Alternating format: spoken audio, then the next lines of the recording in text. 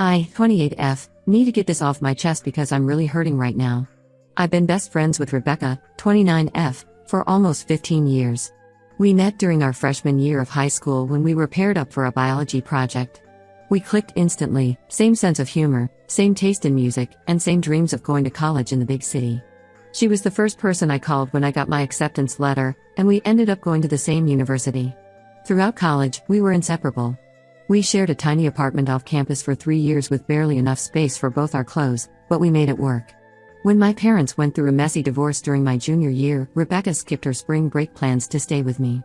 When she lost her marketing job during the pandemic, I helped her with rent for 3 months until she found a new position. We've been through everything together: birthdays, breakups, job interviews, family drama. She's basically the sister I never had. The complicated part of our story starts about 5 years ago. I met David at a work conference in Chicago. He was charming, intelligent, and we hit it off immediately. We started dating long distance. He lived about an hour away, seeing each other on weekends. The relationship lasted 8 months, and honestly, it was good while it lasted. We enjoyed each other's company, had similar interests in hiking and photography, and got along well with each other's friends. But the distance started taking its toll, and we both realized we wanted different things. I was looking to settle down in our city, while he wanted to explore opportunities on the West Coast. The breakup was mutual and amicable.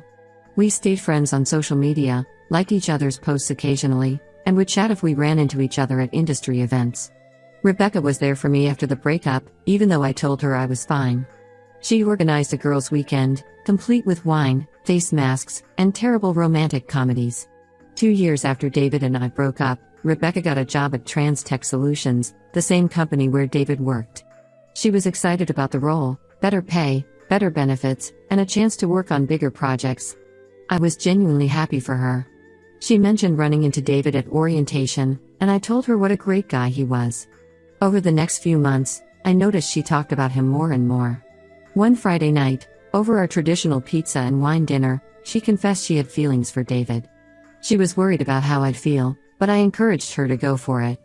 I even helped organize group happy hours where they could spend time together without it being awkward. I watched their relationship bloom and was thrilled when they started dating officially. Fast forward 2 years, and David proposed. The proposal was perfect. He asked for my help planning it because he knew Rebecca would never suspect anything if she thought she was meeting me for our usual Sunday brunch.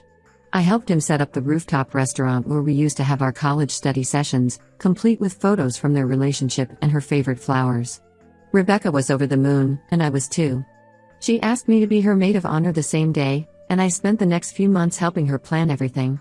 We looked at countless venues together, created mood boards for different color schemes, and spent hours on Pinterest planning the perfect wedding.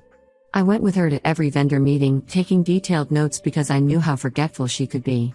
I even helped her narrow down wedding dress styles before she went shopping with her mom. Everything was perfect, or so I thought. 3 months ago, Rebecca asked me to come over to her place after work. She was acting strange, fidgeting with her engagement ring, barely touching the Thai food we ordered, and avoiding eye contact. Finally, she told me she didn't want me at her wedding. I thought she was joking at first, but her eyes were dead serious. She explained that she found some old texts on David's phone while using it to order takeout. The texts were between David and his college friend Mike, from about 3 years ago, before he even met Rebecca. In the texts, David mentioned that I would always hold a special place in his heart because I was his first serious relationship after college and helped him through a tough time when his dad was sick. I tried explaining to Rebecca that these texts were ancient history, that David and I were nothing more than casual friends now, and that I was genuinely happy for them. But she wouldn't listen. She said she couldn't enjoy her wedding day knowing I was there, knowing that somewhere in David's heart, he still had feelings for me. She made me promise not to come to the wedding, saying our friendship would be over if I showed up. I was devastated but agreed because I valued our friendship more than my pride. I continued helping her with wedding planning remotely, ordering personalized favors, coordinating with vendors over email, and even helped her mom organize the bridal shower through text messages. I wasn't invited to the shower, but I still spent hours creating a digital slideshow of Rebecca's photos for it. The wedding is in 2 weeks, and I've been trying to make peace with watching my best friend get married through Instagram stories. But yesterday, my friend Sarah changed everything. Sarah, who's invited to the wedding, called me in tears after the bridal shower. She said she couldn't keep quiet anymore about what happened. According to Sarah, during the bridal shower, Rebecca spent a good hour badmouthing me to everyone. She told them I was pathetic and desperate, still pining after David after all these years. She claimed I tried to sabotage their relationship multiple times by showing up at their date spots accidentally. The worst part? She told everyone I tried to kiss David at their engagement party, a complete lie because I wasn't even at the engagement party. I was home with COVID, which Rebecca knows because she dropped off soup and magazines at my doorstep that weekend. Sarah was so shocked by Rebecca's behavior that she recorded parts of the rant on her phone. She sent me the audio, and hearing Rebecca's voice saying those horrible things about me made me physically sick. 15 years of friendship, and this is what she really thinks of me? Or is she just saying these things to justify not inviting me to the wedding? I'm sitting here, alternating between crying and feeling angry. I've given up so much for this friendship, kept my distance when asked, supported her relationship from the beginning, and this is what I get in return? Should I confront Rebecca? Should I tell David that she's been lying to everyone? Or should I just cut my losses and walk away from this friendship? Edit. Thank you all for your responses. I'm reading through them and trying to process everything. A lot of you are asking about David. No, he doesn't know about Rebecca making me promise not to come to the wedding. As far as he knows, I declined the invitation because of work commitments. Rebecca asked me to tell him this excuse to avoid drama. Update 1 first, I want to thank everyone who commented on my original post. Reading through hundreds of responses helped me realize I wasn't overreacting. A lot of you suggested telling David the truth immediately, but I was hesitant. Despite everything, I didn't want to ruin what was supposed to be the happiest day of their lives. But life has a funny way of revealing the truth, even when we try to hide it. Last Saturday started like any other day. I was at the Valley View Mall, shopping for new work clothes since I needed something to keep my mind off the upcoming wedding. That's when I saw them, Rebecca and Andrew, her 45-year-old boss, coming out of David's bridal. At first, I ducked behind a pillar, not wanting an awkward encounter. Rebecca was holding a garment bag that I assumed was her wedding dress. What happened next made my blood run cold. Andrew pulled Rebecca close in the parking lot, right next to his Mercedes, and kissed her. Not a friendly peck, but a full-on passionate kiss. I felt like I was watching a car crash in slow motion. Rebecca, who had accused me of trying to steal her fiancé, was kissing her married boss just days before her wedding. I took out my phone and recorded a short video, then snapped a few pictures. I knew no one would believe me without proof. I sat in my car for almost an hour afterward, trying to process what I'd seen. I knew Andrew was married with 3 kids. Rebecca had shown me pictures from their company Christmas party where his wife and children were present. She had even commented on how perfect their family seemed. I went home and poured myself a large glass of wine, still unsure about what to do with this information. That's when Sarah called again. She had more recordings from the bridal shower that she hadn't shared earlier because she thought they would hurt me too much. In these new recordings, Rebecca was telling everyone the real reason David and I broke up. She claimed I had cheated on him with my college ex-boyfriend. This was the final straw. The real reason for our breakup was simple and mutual. We wanted different things in life. David had even helped me set up my dating profile a few months after our breakup. To hear Rebecca spreading such malicious lies about me, while she was the one actually cheating, made me feel physically ill. I called David around midnight, not caring about the late hour. He answered on the first ring, sounding worried because I never call that late. I asked if we could meet the next day. He agreed immediately, suggesting the coffee shop where we used to meet when we were dating.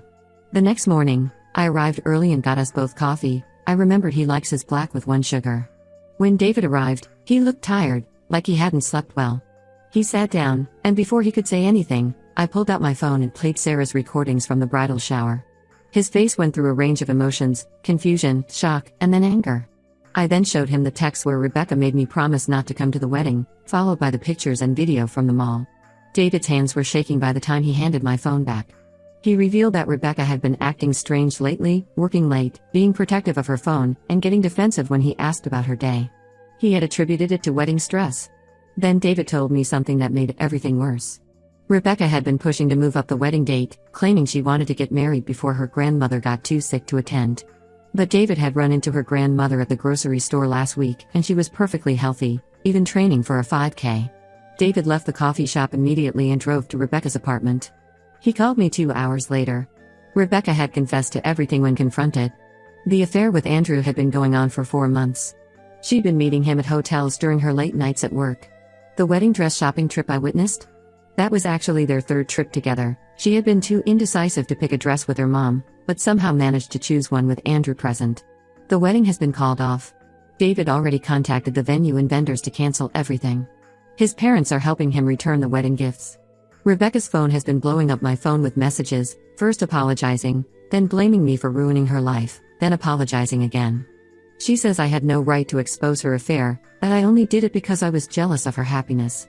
The situation at her workplace has exploded too. Someone, not me, anonymously emailed Andrew's wife about the affair. He's been suspended pending an investigation into inappropriate workplace relationships. Rebecca might lose her job too. Part of me feels guilty for being the catalyst that brought everything crashing down. But a larger part feels relieved that the truth is out. I don't have to carry the burden of her lies anymore, don't have to pretend I'm busy on her wedding day, don't have to watch my words around our mutual friends. David asked me to get coffee again next week. He wants to apologize properly for believing Rebecca's lies about me, though I told him it wasn't his fault. I agreed to meet him, but only after things settled down a bit. The last thing I need is Rebecca spreading more rumors about me stealing her fiancé. I'll update again if anything significant happens. Right now, I'm just trying to process everything and move forward with my life. Edit: a lot of you are asking if I regret exposing the affair. No, I don't. Rebecca wasn't just cheating on David, she was actively trying to destroy my reputation while doing so. David deserved to know the truth before making the biggest mistake of his life. Update 2: the aftermath of exposing Rebecca's affair has been intense, to say the least. Everything blew up even more dramatically than I could have imagined, and several shocking developments have occurred since my last update. 3 days after my last post, Rebecca's affair became very public knowledge at Trans Tech Solutions. Andrew's wife, Lisa, showed up at the office during lunch hour. She walked straight to Rebecca's desk, threw a stack of printed hotel receipts on it, and started yelling about how Rebecca destroyed her family. Security had to escort Lisa out, but not before half the office heard everything. Within hours, HR called both Rebecca and Andrew into separate meetings. It turns out Trans Tech has a strict policy about relationships between managers and their direct reports. Both Rebecca and Andrew were fired by the end of the day. Andrew for abusing his position of power and Rebecca for not disclosing the relationship to HR. She tried arguing that it was consensual and private, but the company wasn't having it, especially since they had used company cards to pay for their hotel stays. But Rebecca wasn't done. The next day, she showed up at my workplace, makeup streaked from crying, demanding to speak with me. When security wouldn't let her up, she asked to speak with my manager instead. She told him I had been helping her with wedding planning during office hours, using company resources for personal work, and spending hours on personal calls. She even showed him screenshots of our text messages about wedding vendors, all carefully edited to remove timestamps and context. My boss called me in for a meeting, but thankfully, I had proof of everything. All my wedding-related help had been done after hours or during lunch breaks. I even had my timesheets and email records to prove it. Still, it was humiliating having to explain the whole situation to my boss. Then came the mutual friend situation. Rebecca started telling everyone that I had been secretly meeting David throughout her engagement, that I had manipulated him with old photos and memories, and that I orchestrated this whole exposure to break them up. Some friends actually believed her at first. After all, the timing did look suspicious. But remember those wedding planning sessions I helped with? I had kept everything, every text, every email, every receipt. Including something I hadn't mentioned before. 3 months ago, Rebecca accidentally sent me a screenshot of her hotel booking with Andrew instead of the venue booking. She had quickly deleted it and sent me the correct screenshot, playing it off as a work-related mix-up. I had saved both screenshots, not thinking much of it at the time. I shared everything with our friend group in a group chat. The hotel screenshot was dated months before I caught them at the mall.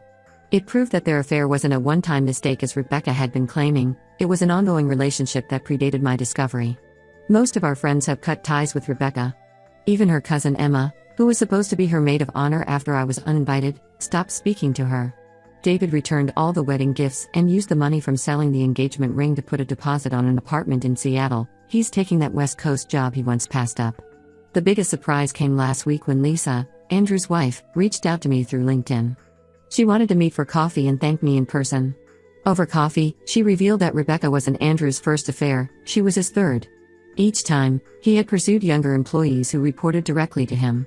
Lisa had suspected something was wrong this time too, but never had concrete proof until now. All 3 of Andrew's previous affairs had been silently dealt with through HR, with the women either leaving quietly or being transferred to different departments. Lisa had stayed for the kids, believing Andrew each time he promised to change. But seeing those pictures of him with Rebecca, so publicly affectionate when he had always been reserved with her, was her breaking point. Rebecca still maintains she's the victim in all this. She claims I betrayed her trust and exposed her private life out of jealousy. She doesn't see how her actions, uninviting me from the wedding, spreading lies about me, and then trying to get me fired, led to this outcome. I've blocked her number, but she keeps creating new email addresses to contact me. Her latest message accused me of ruining her career prospects. Apparently, her firing has made it difficult for her to find another marketing job in our city. I haven't responded to any of her messages. I never expected things to spiral this far when I showed those pictures to David. But I don't regret it. Sometimes the truth hurts, but it's better than living with lies. Next update will be my last one, as I'm ready to put this whole situation behind me and move forward with my life. Edit. Thank you for all the supportive messages. To those asking, yes, I've kept screenshots of all Rebecca's harassment emails in case I need them for legal purposes later. Update 3. This will be my final update as I've finally reached a place where I can talk about everything without feeling angry or hurt. A lot has changed in the past 6 months, mostly for the better. I left my old job last month, not because of Rebecca's allegations, but because I got an amazing offer from a larger firm with better benefits and a 30% salary increase. The funny thing is, I probably wouldn't have even applied if this whole situation hadn't pushed me to reevaluate every aspect of my life. Sometimes good things come from bad situations. Our friend group has completely restructured itself. Most people chose to stick with me after seeing all the evidence, particularly after Rebecca's attempts to sabotage my career came to light. Sarah, who provided those initial recordings, has become one of my closest friends. We have weekly dinner dates now, and she's introduced me to her wider circle of friends who have been incredibly welcoming. Rebecca moved back in with her parents after losing her job. According to Emma, her cousin who still occasionally updates me, she had to leave her apartment because she couldn't afford the rent without her trans tech salary. She tried to get unemployment benefits, but was denied because she was fired for cause. She's been working at her father's real estate office, but apparently spends most of her time telling anyone who will listen that she's the real victim in all of this. The situation with Andrew and Lisa took an interesting turn.